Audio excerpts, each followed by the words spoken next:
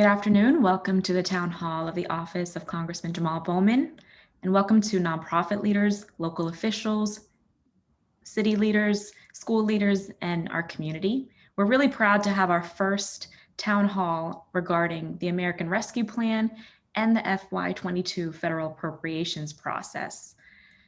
Today, we'll be discussing both to help to ensure that our constituents understand what's coming to the district, as well as the process that we are about to embark on as a legislative body to deliver necessary funding federally. During this town hall, we will have a Q&A section at the end of the presentation. And if we don't get back to you, we'll be sure to leave our contact so that you can interact with us after this.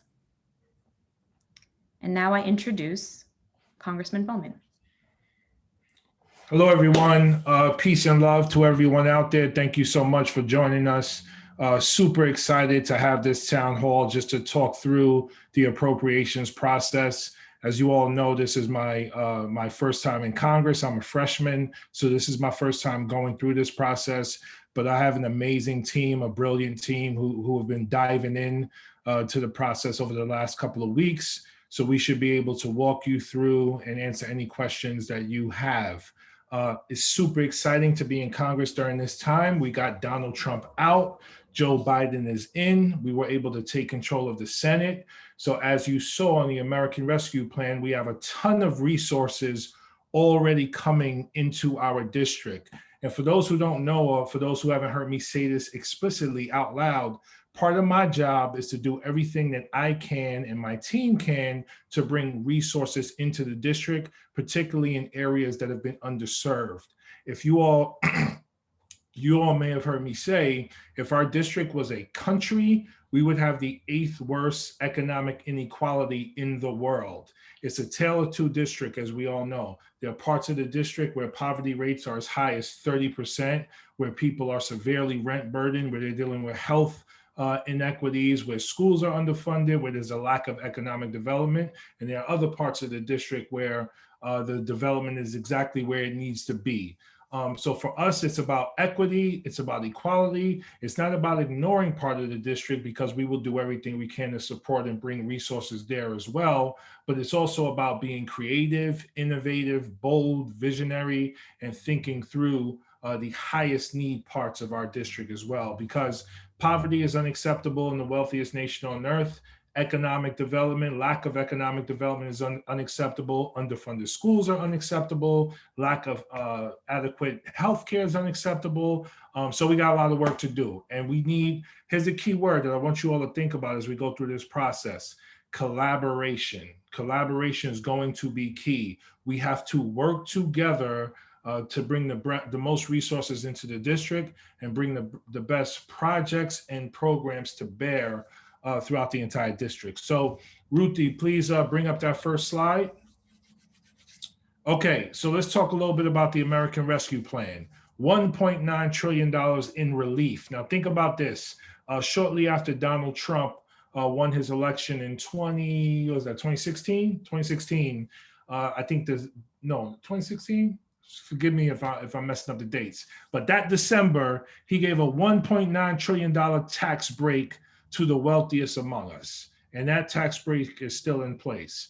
So what Joe Biden did, which is excellent, we are now investing 1.9 trillion into working people, cities, and states. So let's look at what's happening in our district specifically. Funding for states and localities, essentially a public service stimulus, more than 152 million in aid to New York 16 alone. In New York State, 12.6 billion for state relief, includes 358 million for broadband investment program. Funding can be used for staff salaries, government services, and local relief efforts. Look specifically at K-12 funding. You all know I was an educator for 20 years, and I know that many of our schools throughout the district are underfunded. So K-12 funding, over 100 million in Westchester portion and 5.3 billion to New York City schools. A lot of that coming to the Bronx. Focusing on safe school reopening and remote learning investments, higher education emergency relief fund, emphasis on equity, prioritizing Title I schools with students in poverty, funds for children experiencing homelessness and children with disabilities. This is key, this focus on equity, because historically, local property taxes fund our public schools based on the discriminatory policy of redlining. This American Rescue Plan focuses on not just the areas hardest hit by COVID, but schools and school districts that have been historically underfunded. Let's go to the next slide. So more on the $1.9 trillion in relief, direct relief to families and individuals for the next year. Child tax credit will lift 4 million children out of poverty and provide $7 billion to New York State, which is huge. The earned income tax credit nearly triples the maximum benefit of EITC to $1,500 per childless adult, and expands age eligibility to reach younger children and older generations previously left out. So this is huge, but this is only for this year. What we want to do is make the child tax credit, this expansion of the child tax credit and the expansion of the earned income tax credit permanent. So we still have to fight to get that done in the same way we're fighting for a $15 minimum wage. Now, let me also say this.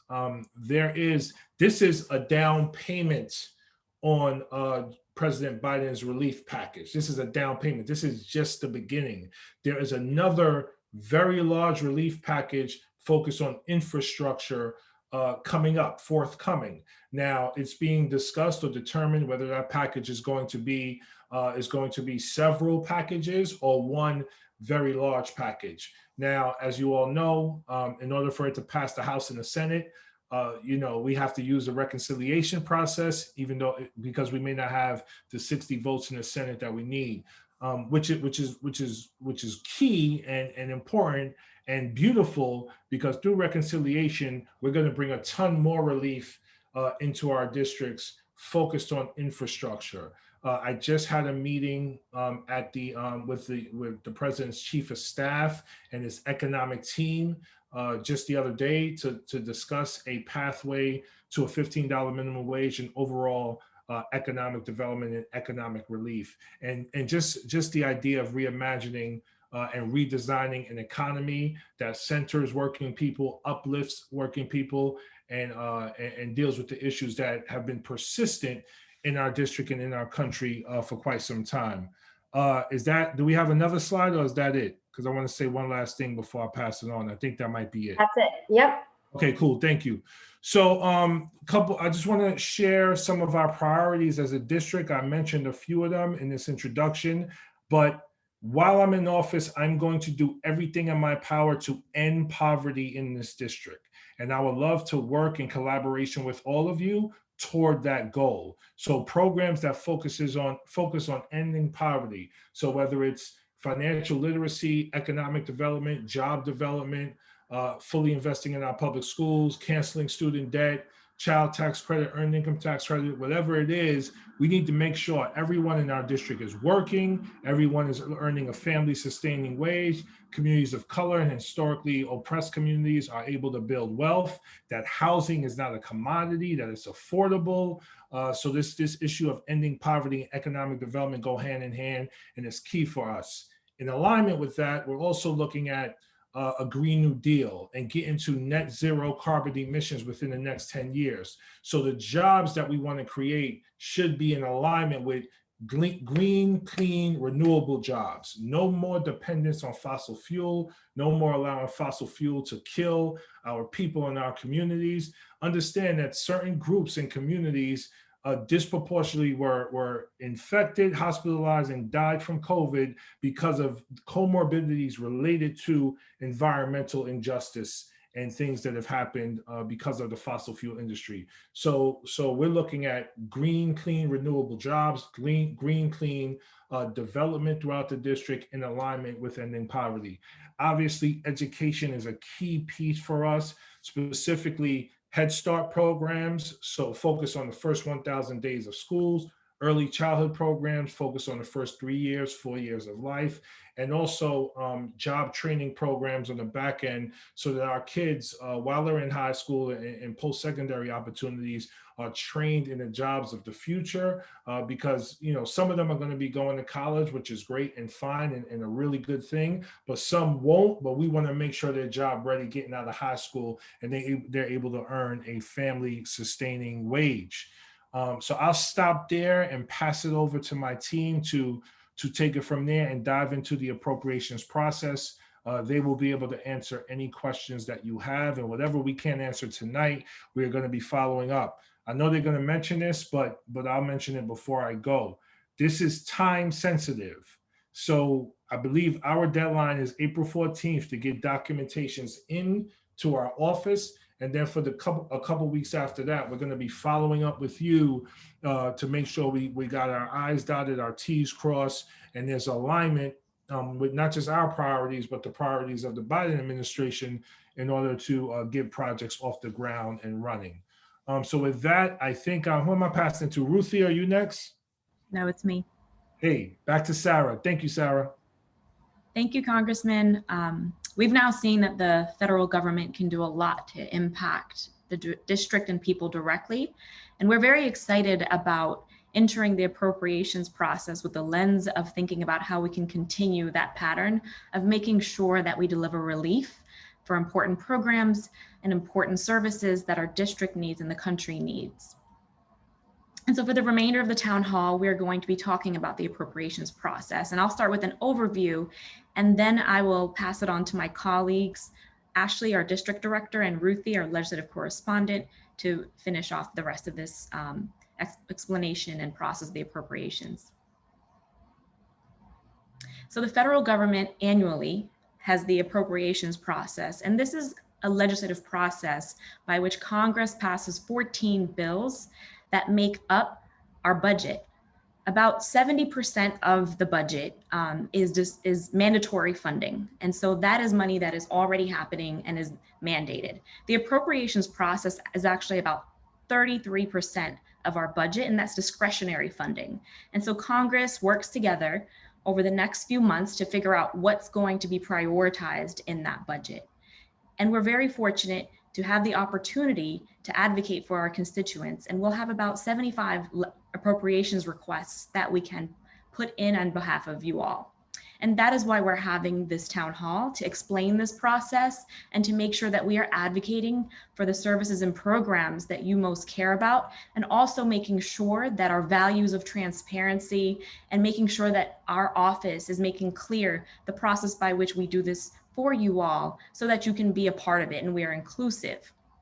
And our office knows that this has been an extremely challenging year. And this is just one way that we can make sure that we help our constituents get through this and ensure that we offer services that are going to help you all. And we're very excited to partner with you all. I'm going to pass it now to Ruthie, who will explain the rest of this process. Awesome. Thanks, Sarah. Thanks, everybody, for being here today. My name is Ruthie. I am the legislative correspondent in the office. I am here to answer all of your process questions about how to do appropriations. So before I dive into kind of like what the actual steps are to submit requests, I just want to go over a quick timeline to situate where we are. So right now we're here in the beginning with members collecting requests from constituents, from nonprofits, from community leaders, public officials by April 14th, as the congressman said. Once we collect all of these requests, each Congress member in every district across the country gets to submit requests for funding on behalf of their district by April 28th. And for transparency, post these requests on their website. After that, the Appropriations Committee, which is essentially the governing body that is tasked with taking all of these requests and sifting through them and creating legislation based on them, starts meeting constantly. They deliberate, they negotiate, they politic, they draft, and they propose 14 funding bills that essentially then create, once voted on and passed, the funding for the next fiscal year 22 for the hundreds of federal agencies and thousands of programs that serve our constituents. So let's focus on number one. While members are collecting their requests, there are two types of appropriation requests that constituents and groups like yours can can fill in. So the first type of request is called a programmatic funding request. It's essentially funding a specific program for a certain level. So like $500,000 to the National Cancer Institute would be an example. Think about it as like fund X program at Y level. So it can be like fund, $5 billion in the Housing Choice Voucher Program, or fund $100,000 for tuberculosis research, whatever it is. That's kind of the most traditional form of appropriation request. And it's important to keep in mind that with these requests, it's not saying fund my organization at this level. Rather, it's saying fund a federal program that will then, trickle down to our district and support our constituents. Similarly, there are language requests where you can include specific language that doesn't direct funding, but rather urges an agency to do something. So for example, you could urge the Department of Education to study the impact of school meals on student well-being. There's a lot of examples for COVID here, a lot of research and understanding that needs to happen so that we can make the case for certain programs and prioritization and equitable dissemination of funds. That said, language requests don't have to be research. They can also be, kind of statements that direct funds for other uses. Like, for example, let's say there is a climate resilience program run by the EPA. A language request that you could put in as a local climate group or a municipal government could be urging the EPA, the Environmental Protection Agency, to direct 10% of all funds for this program to communities of color who are most at risk of bearing the brunt of the climate crisis. So that kind of gives you a general sense of the scope of language requests. Again, both of these types of requests we are accepting through our form, which I will go through next. So once maybe you're listening to this and you're like, okay, I have an idea, I know what I want. Now it's time to submit your request to us so that we can advocate for you. So you can access the request form at bowman.house.gov/appropriations, and we will send all of this information to you in an email after this meeting.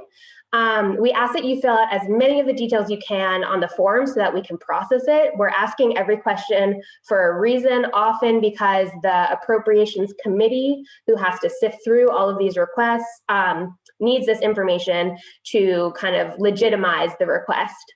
So please take the time to fill out all of the details. And then the last thing on this is that you have to limit to one request per form. So if you are a housing authority and you want funds for senior centers and also you want funds for public housing improvements, that's totally fine. Submit both, but do it on 2 separate forms. So 1 request per form. And then, yeah, the deadline's April 14th. And we are here to help you between now and then. So I'm just going to walk through like what the form is and answer kind of like preemptively answer some of the questions about that make this form confusing. So here's the intro of what you'll see, and we'll ask you for your contact information. That's so that we can reach out to you with any questions as we submit all of these requests. And then once you've kind of established yourself within our form, it will ask you to determine the appropriate subcommittee relevant to your request. So as Sarah mentioned, there are 14 different funding bills that create the appropriations. And as a result, there are also 14 different committees that put forth their legislation for that year of funding. So all of your requests will fall within one of these 14 committees. Often it's pretty straightforward, like if you have a request for public transportation, it's going to be in transportation, housing, and urban development. If you have a request for education, it'll be under labor, HHS, and education. There are a few examples where it's like a little bit trickier, so I encourage you all to go to the Appropriations website and look at descriptions of the subcommittees. And we are always here to help. We'll make sure to give you our contact information in case you get stumped at this point. Once you've filled in your subcommittee, it is time to make your request. So we'll ask you 3 questions that are very crucial. The first, well, in addition to how much money do you want, but first it's the agency, then it's the program name, and then lastly, we are curious to know what last year's funding level is, if you know it. Most people won't know this information. That's totally fine. I'm about to show you how to do it. I will say, if you're used to being a recipient of federal funds, you might have this information handy, which is great. Also, if you're like a member of a national advocacy organization or like a member network, often the organizations, the larger umbrella organizations have this information for you during appropriation season. So highly recommend checking in with your networks. That said, if you're not sure what to do at this part, there's 2 options. The first option is to go to usaspending.gov, which tells you way more information about federal funding than you could ever dream of. It has a search function where you can go ahead and filter and by time period. So as you see here in the second piece, I just checked FY 2021, which is last year. And then in step 3, I go ahead and filter by the program that I'm interested in. And one of the great things about usaspending.gov is you don't actually need to know the name of the program exactly. You can type in a keyword. So like here you can see I typed in public housing. And then I'm looking at the list, I'm thinking, okay, well, as a public housing authority CEO, you know, what is it that I actually care about? Oh, what I care most about is capital improvements. And so I would pick 14.872 Public Housing Capital Fund, and up would pop information about what the appropriation was for the last year. I then go ahead and put this information back in my request form, and I'm done with that section. Another way that you can look at this, if usaspending.gov and filtering isn't your style, is just going to the Appropriations House website, where they have all of last year's legislation and really great like summaries and fact sheets that are much more accessible than like bill language itself. So let's say I was interested in more funding for clean energy, but I'm not really sure like what program that is or how to navigate that. You can go to this website.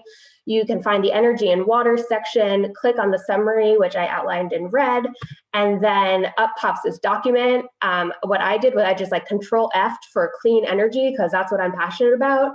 And here we see in the document, there's a whole section where the agency, Department of Energy, has a program, Energy Efficiency and Renewable Energy, that provides $2.85 billion. Perfect. That's all the information that you need to fill out our form.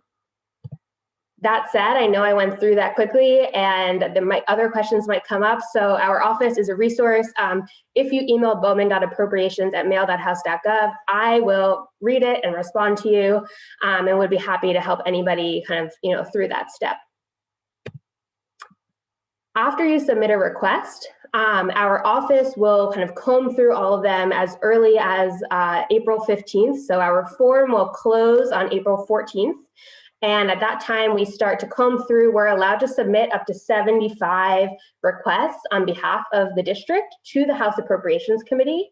Our office does not have the authority to make any sort of final decisions about, you know, which requests are approved. We would love to like cut you all checks, but that unfortunately is not how the process is done, nor is that okay ethically. So what happens instead is we submit our requests, and then the House Appropriation Committee, of which Congressman Bowman is not a member, sifts through all of them and comes up with their legislation.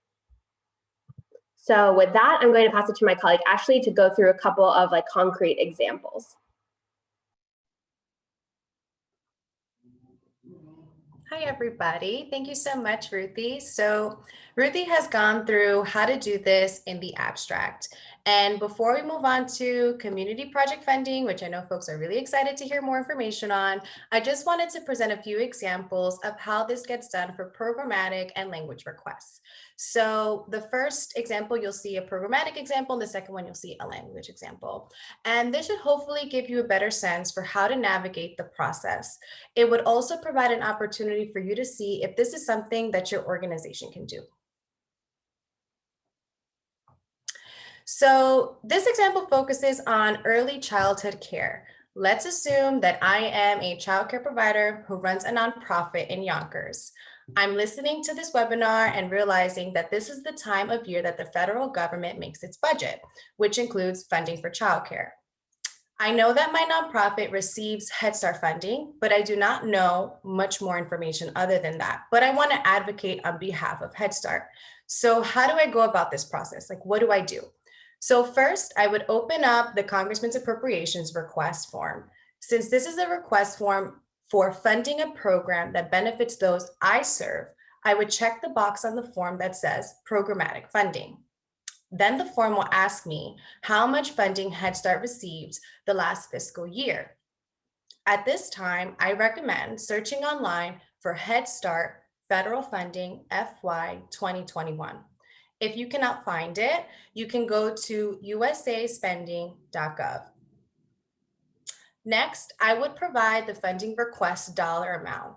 If you think the program should be funded at a higher level, you should increase it to the number that you see fit.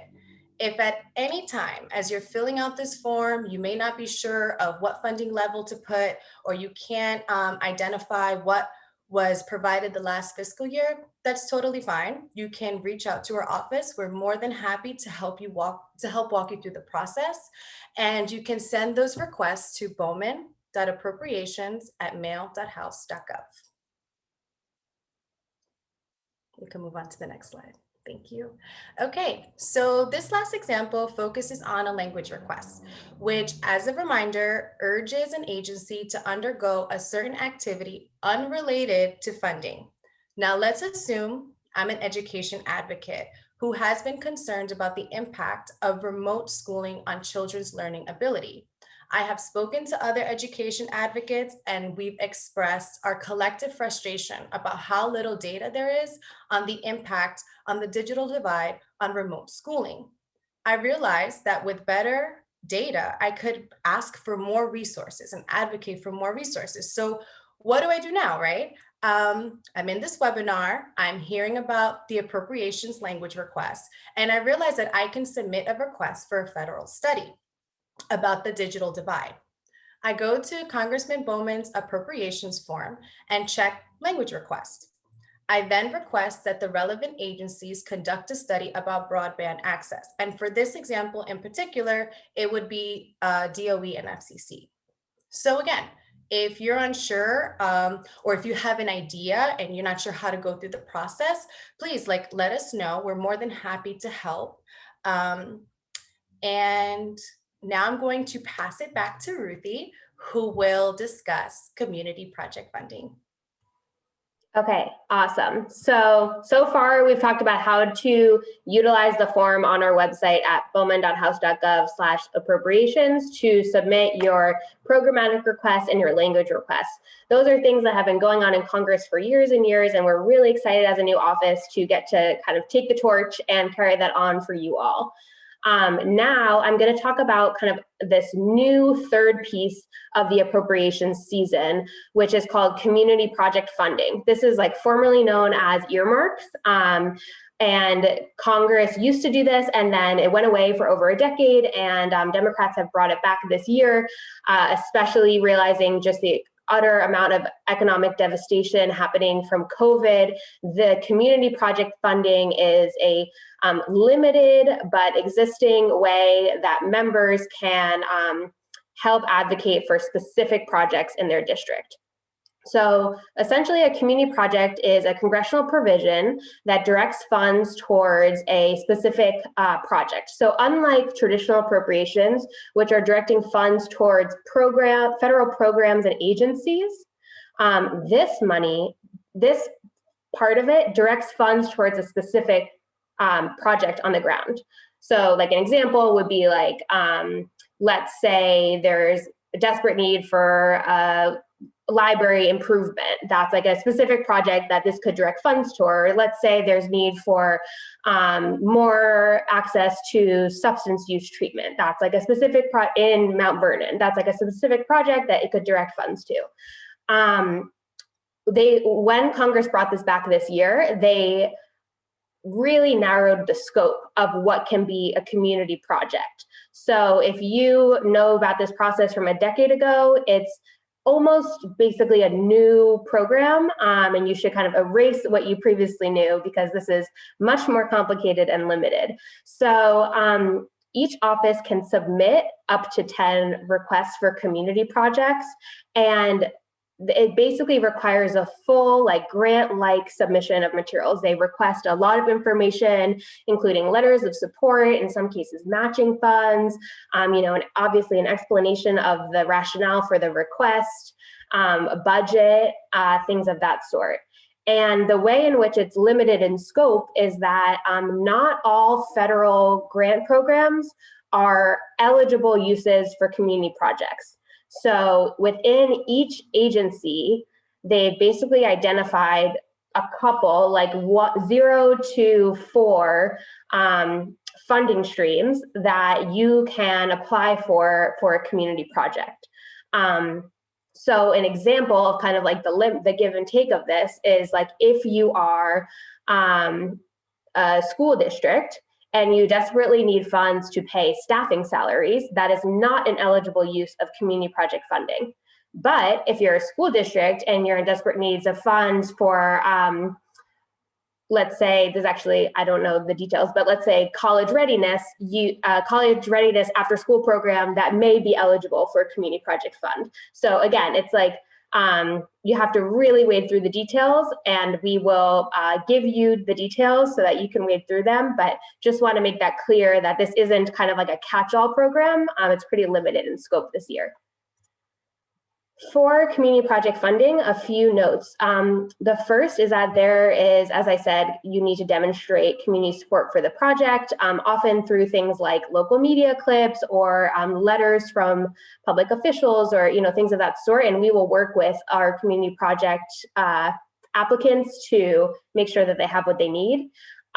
There's also a ban on for-profit recipients. So this is only eligible grantees are public sector and nonprofit. There's a limit of 1 fiscal year of funding for this project. So you essentially have to show that whatever you're doing can be completed within 1 fiscal year. This is especially important for things like infrastructure projects. If you are trying to do, road repairs or Metro North stop rehabs, it all needs to be proven that it can be completed within 1 fiscal year. And then some of the accounts, but not all of them, require matching fund requirements. And the information that we provide to you in the document that I believe Malia posted in the chat includes details on how to figure out if the account that you're interested in requires matching funds. Since, as you can see, this is a much more complicated process than the programmatic and language requests, we have decided as an office to, instead of having a public Google form where everyone just comes and fills in, to make it more collaborative, because we really want to make sure that people aren't wasting their time submitting ideas that then won't meet the eligibility, and that people, really that we're all in the loop together, working to wade through the bureaucracy of this year's community project criteria. So with that said, if you are listening to this and you're interested in a community project, I recommend that you look through the document that we posted in the chat, where on the second page, there's a lot of information about how to kind of assess your idea against the community project guidelines. And then once you've assessed your idea against the guidelines and think that it still, makes sense for this kind of funding opportunity, please contact our office, bowman.appropriations@mail.house.gov. I will be really excited to get your email, and we will set up a meeting and talk about your idea. You should definitely contact our office no later than April 14th. And really on this, the sooner the better, as I think I've made clear by now.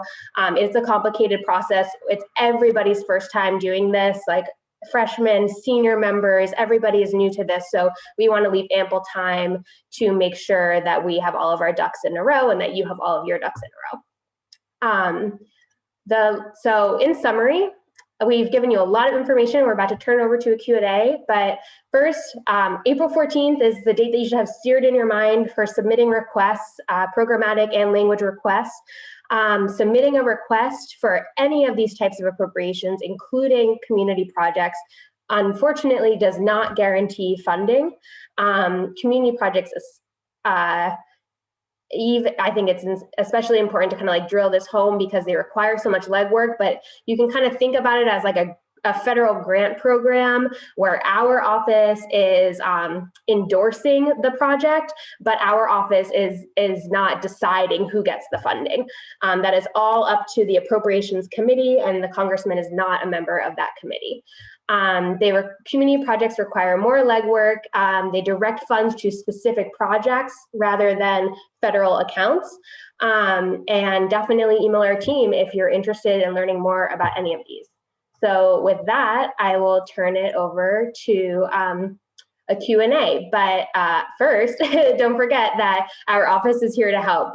We have our contact information on our website, our email we have a separate appropriations email, and we will follow up with an email to you all with all of this information. Great. So with that, I will open it up to questions. And our first question is from Jasmine, who says, I'm leading an environmental justice project at Sustainable Westchester. Predictably, the majority of environmental justice areas in Westchester are in your district. We'd love to work together to develop a program to address some of those environmental inequities in Southern Westchester. Great, so thank you, Jasmine. I think this is a really great example of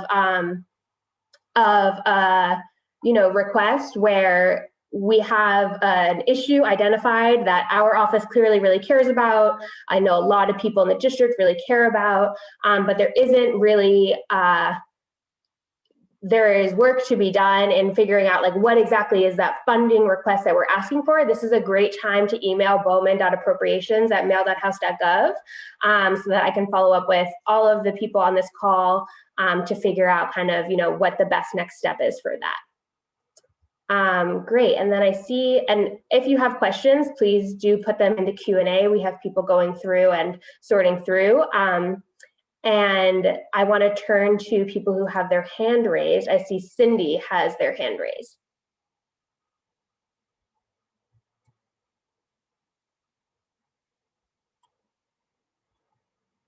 Can we unmute Cindy maybe?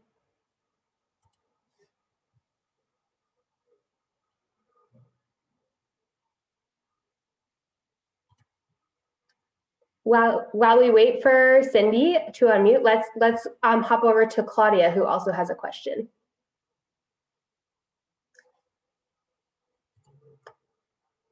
Claudia, you should be able to unmute and ask your question. Hi, can you hear me? Yes, we can. Hi. Hi, Sam. I actually was thinking about job readiness, and I think I put that in an email prior to today's call, where I am in Co-op City, and we have a large percentage of young people who are out of work because of the virus, but there are probably other factors contributing to it. So I'm interested in putting together a program that could provide job training, reskilling, things of that nature, and invite employers to attend, give some workshops, and maybe do some on-site recruiting to help place our youth in jobs that will be part of forward moving in a new economy. So there are a lot of tech jobs that they can do, but they just need a little bit of a push and access to a lot of the corporations that are looking to hire them. And I have a background in recruiting and talent acquisition, so I would be very interested in knowing how this, particularly your community project funding, might be of help to us here in Co-op City. Great, thanks. Ashley, do you want to speak a little bit to community project funding in Co-op City specifically, and like what are potential opportunities there? First, I'll just say, Well, one, thank you so much for the work that you do, and thank you everybody on this call for the amazing work that you do, especially during the last year of the pandemic. I know that it has been extremely difficult. We really, really appreciate it. In terms of kind of community project funding, I think like hearing you talk, Claudia, I'm thinking about, okay, what accounts are eligible for things like workforce development, that kind of thing. And I think that a great next step would be to look through the materials that we posted in the chat, which includes links to eligible accounts, and kind of think through like, are any of these accounts aligned with the goals and what you're talking about for Co-op City right now? And if so, or if you're having trouble kind of figuring that out, definitely reach out to us so that we can have a follow-up conversation. When you say accounts, can you be a little bit more specific? Because I'm a little unsure what you mean by that. Yeah, for sure. So accounts is kind of the term that we use to talk about different federal grant programs and funding streams. So, for example, the Department of Labor has, hundreds and hundreds of different accounts, which are essentially hundreds and hundreds of different streams of funding that can come into New York 16 for different reasons. And with the community project funding piece specifically, they don't allow all of the accounts to be used for community projects. Instead, they're only allowing a certain small number, in many cases like 2 or 3 accounts for the Department of Labor to be eligible for community project funding this year. So a question that I have that we should talk about more in a one-on-one conversation is, which accounts are eligible for kind of, the goals that you're describing right now. And that is why it's so important to be working collaboratively on this community projects to make sure that we're not running with some sort of idea that isn't actually eligible for funding this year. I hope I made that clear. Yeah, thank you very much. I will follow up with you, Ruthie. Great, thanks.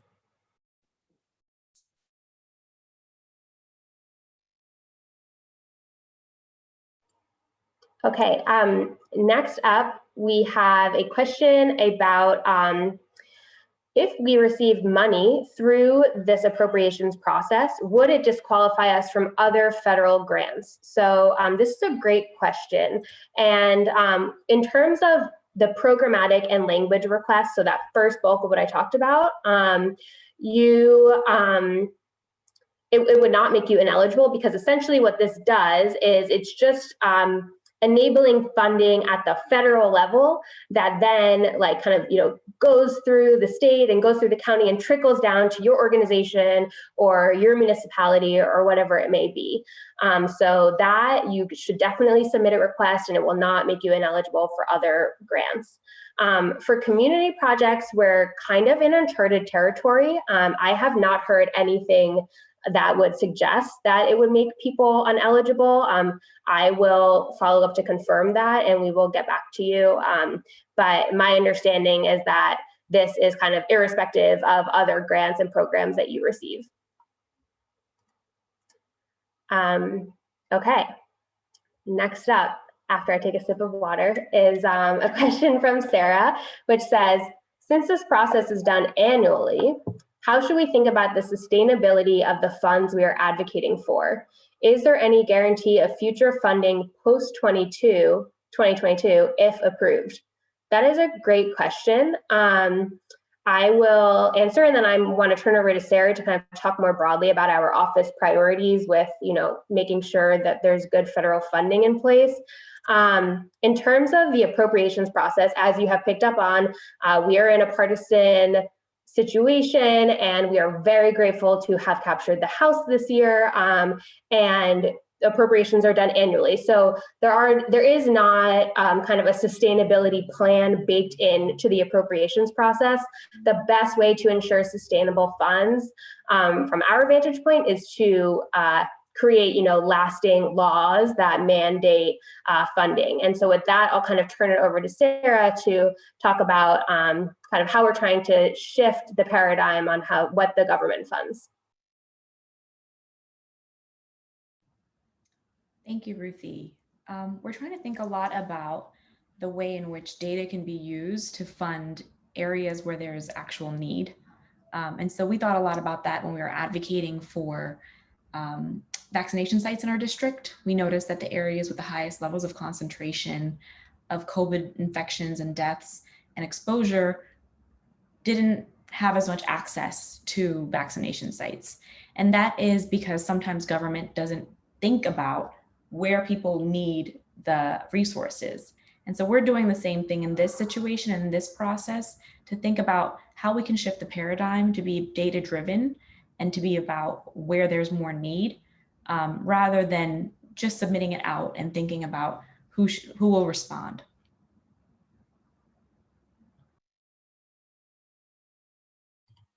Great, thanks. Okay, awesome. We have a few more coming in. Here's one that says, is it okay to submit a project that spans the whole county, not just the 16th district? That is a great question. We definitely, okay, so if it's a programmatic or a language request that would be, reflective of a larger geography, that's totally great. In fact, like many of what you submit will be reflective of what the entire nation needs. Like everybody and everywhere in the country, we need more early childhood education. Everywhere in the country, in my opinion, we need more public housing. If it's a community project request, definitely still reach out to our office. Let's talk about that. As we all know, we are friends with our fellow New York congressional members, and we can talk about how to still advocate on behalf of regional projects. And so, yes, there is the potential for that, and still do please reach out.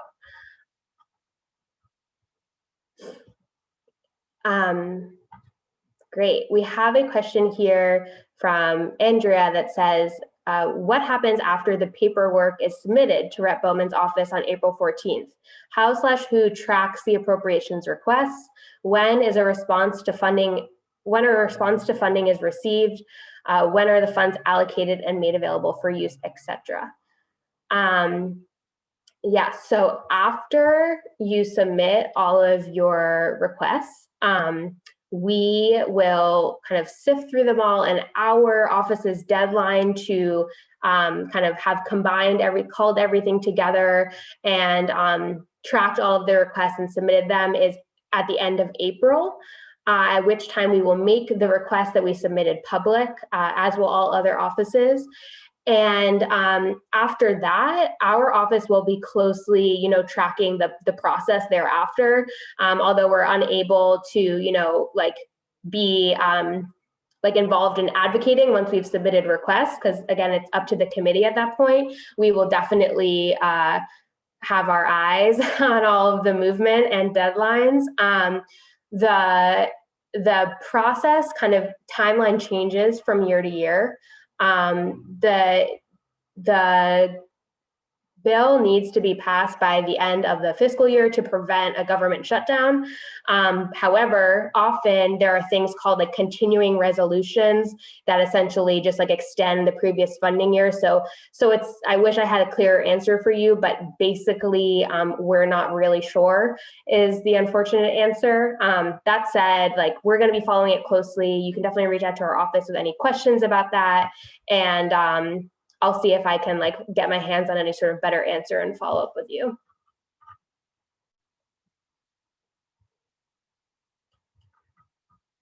Okay, great. I see that Jennifer has their hand up.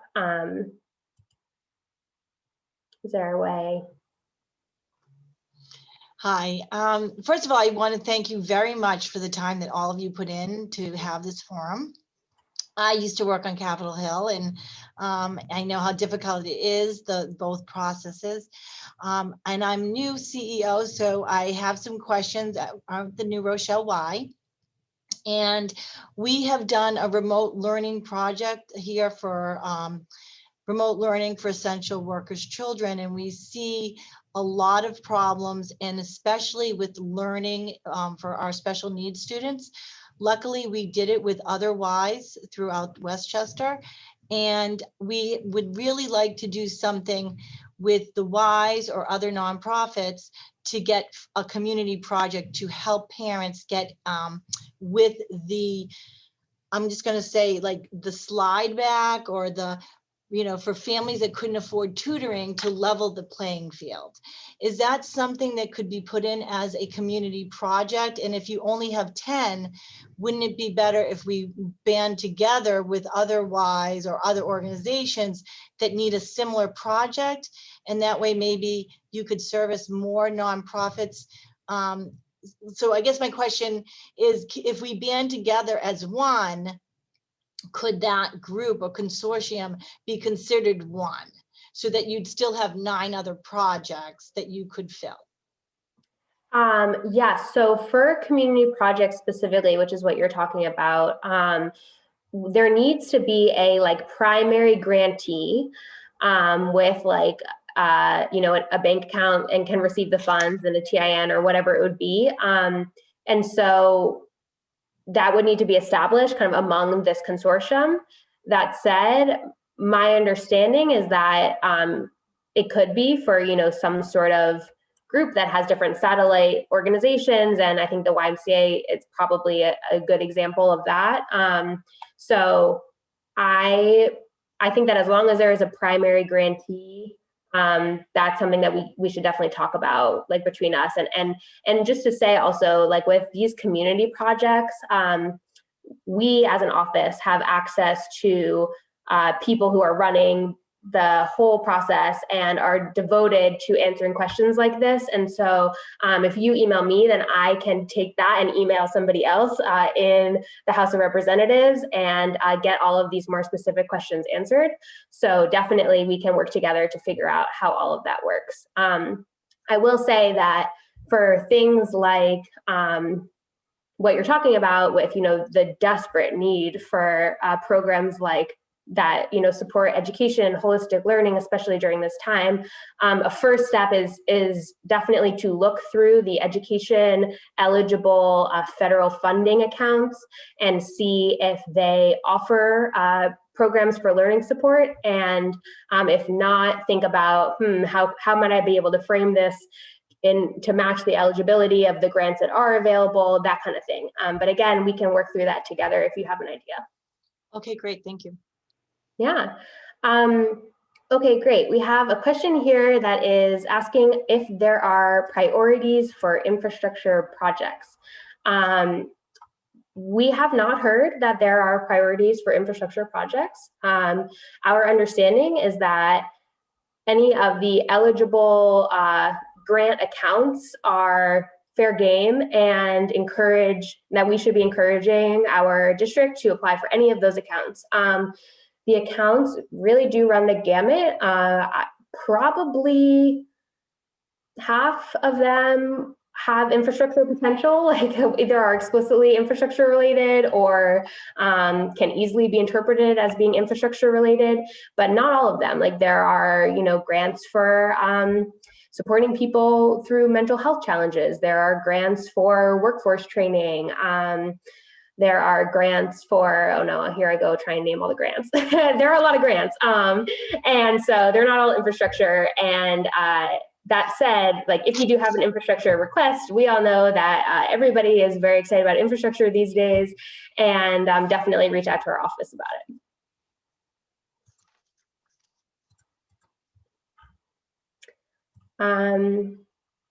Okay, so here we have a question from Steve that I can pass onwards to my colleagues, which is, since all proposals will not make it into the 2022 budget, what are the Congressman's funding priorities for the fiscal year?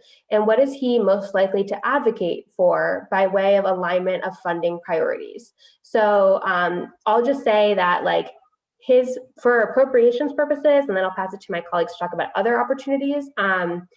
His priorities are what the district needs. And so we're really excited to be hearing from you all about where you see funding gaps and higher needs. And that is what we plan to advocate for in our 75 eligible appropriations requests. But Sarah, maybe you can speak to kind of broader priorities, and then Ashley also maybe about other grant opportunities and that kind of thing. Absolutely. What we've heard from the district is a strong need for infrastructure support, and we're trying to think about that as a priority, as well as anything that has severely impacted our constituents because of the pandemic, or projects that can drive economic development. And we've heard a lot of different ideas that way. So we're thinking a lot about our priorities through that, and we'll get 10 slots to fill. But what we're hearing from committee and from people we work with is that, of course, we're not going to get all 10. And so we have to prioritize our top choices by listening to folks like you, and then organizing as much as possible to use things like letters from mayors, letters from constituents, to push the committee to see how important this is for our district. So, for example, if I'll give one example, there's an issue with the sewage system in Mount Vernon, for example, and that was covered by the news. We would send news articles of that. We would ask people in the city offices to help support that if that is something that we do. And so with any project, we would need a tremendous amount of coverage to show, not only to prioritize it, but then to show that it's a priority. And then we'll do things like lobby our colleagues and the members' colleagues in committee and have private conversations. And then at the staff level, we're going to be talking to committee staff members to let them know what our priorities are. So just like giving them our priorities on a list won't suffice. We'll have to really work with you all to show the need of our district. And that is the reason why we're kicking it off with this call. And we hope to hear from you all often to help us push this through. I'll pass it to Ashley if you have anything on that, Ashley. I just wanted to flag one thing. I know this process, it's a long process. There's a lot of paperwork that has to go through it, but I would still encourage folks to at least supply as much information for the need, because if we cannot, venture through doing it through appropriations or through community project funding, I think it's still essential for us to hear from constituents what is going on, what is the need in the district, and we can think about creative ways. Perhaps it's identifying a grant that may be applicable to that need. So I still strongly encourage for folks to just voice the need for the district and still go through this process.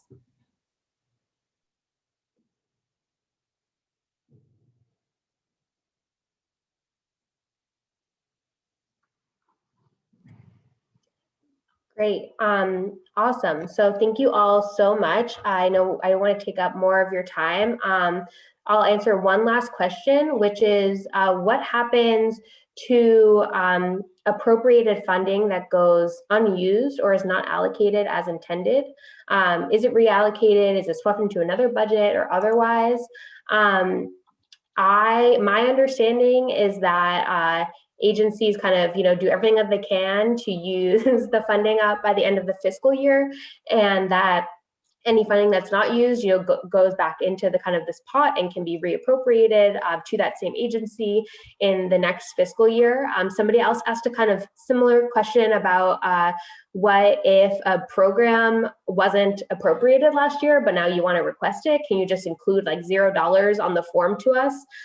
Yes, I know that there have been kind of some, swings here and there.